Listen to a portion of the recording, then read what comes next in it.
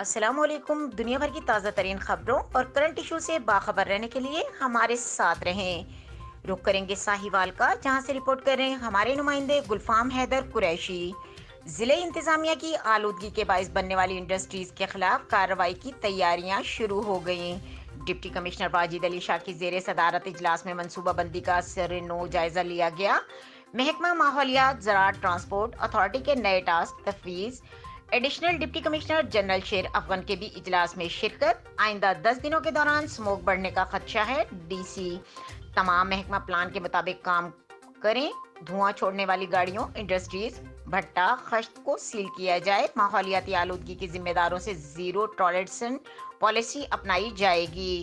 رماما 3 industrial units اور بھٹا cell کیے گئے۔